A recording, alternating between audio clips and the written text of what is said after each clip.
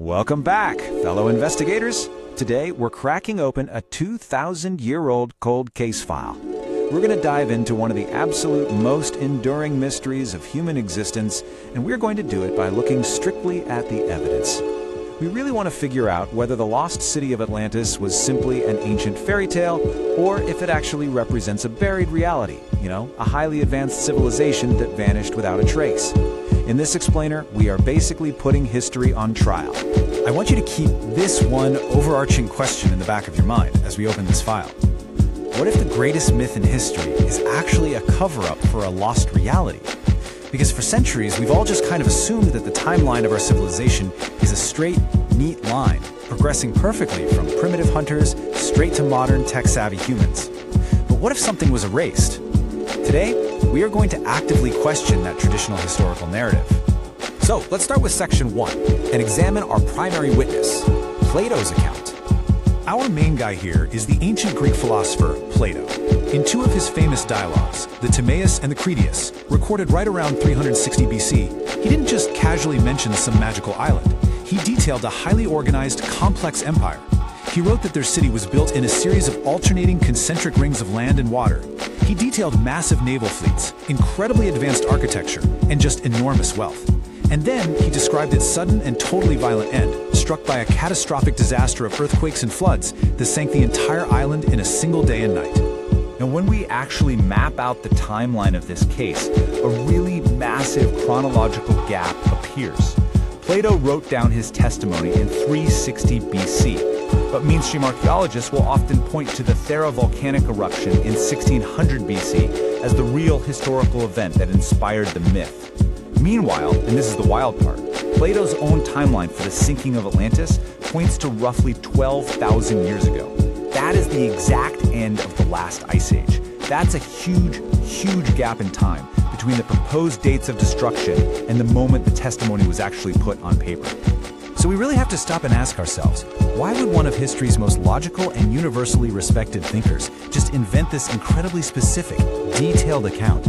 I mean, Plato was a philosopher of reason. He wasn't a fiction writer trying to crank out a fantasy novel. This question has puzzled historians, archaeologists, and scientists for over 2 millennia. And honestly, it forms the absolute bedrock of our investigation today. Which brings us to Section 2, Exhibit A, Anomalies in the Official Record.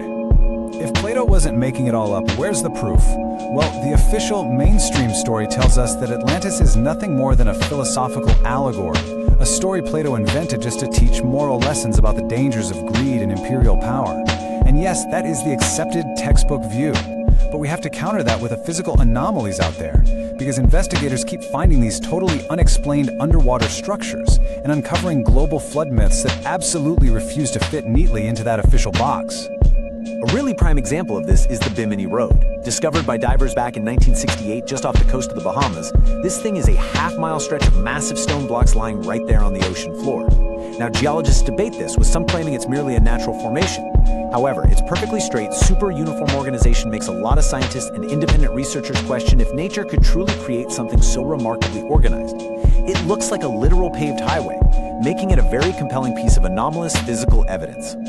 You might be wondering, if there is physical evidence out there, why haven't we found more structures like this? Well, it's because a staggering 80% of our own oceans remain completely unexplored and totally unknown to us. Only 20% is mapped and studied in any real detail. To put that into perspective, because this is just mind-blowing, we have mapped more than 70% of the surface of Mars. Let that sink in. Mars. Yet we know only 20% of what lies beneath the waves right here on our own planet.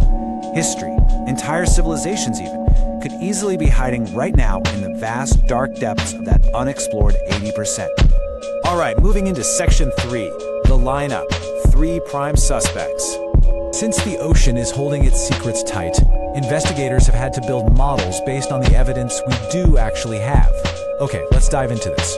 We essentially have 3 prime suspects for the true identity and location of Atlantis. First, the Minoan civilization in the Aegean Sea, wiped out by a volcano. Second, a lost Ice Age continent along the mid-Atlantic ridge, swallowed by rising seas. And finally, the wild card, a relocated continent in Antarctica, frozen over by a pole shift. Let's examine the case for each one. Suspect number 1 is the Minoans. Now, this is the most widely accepted theory among mainstream archaeologists. The Minoans were an extraordinarily advanced culture on the island of Crete. I'm talking multi-story buildings, running water, and a really powerful naval empire. Around 1600 BC, the nearby island of Thera erupted in one of the largest volcanic events in human history. The resulting tsunamis and ash basically wiped out the Minoan coastal cities almost overnight. The theory here is that this sudden, catastrophic destruction was passed down through oral tradition until Plato finally recorded it, perhaps exaggerating the location and size along the way. Now, let's look at Suspect 2, the Mid-Atlantic Ridge. Proponents of this theory point to the massive underwater mountain chain right smack in the middle of the Atlantic Ocean, which, by the way, is exactly where Plato said Atlantis was. During the last ice age, sea levels were drastically lower, meaning the elevated plateaus of this ridge were likely right above water.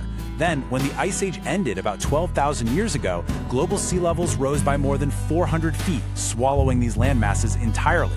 What's absolutely compelling here is how perfectly this geographical and geological event matches Plato's specific timeline of a sudden oceanic submersion 12,000 years ago. And then we have Suspect 3, Antarctica. Without a doubt, this is the most controversial theory in the file. The hypothesis asks us to consider if this currently frozen wasteland was actually once located in a warmer position on Earth, completely capable of supporting a thriving civilization before a massive geological pulse shift violently moved the continent to its current icy doom, burying the civilization forever. To support this, investigators point to some really unexplained anomalies, like the Piri-Reis map, drawn by an Ottoman admiral way back in 1513. This document seemingly shows the coastline of Antarctica, completely without ice, in remarkable detail. The problem?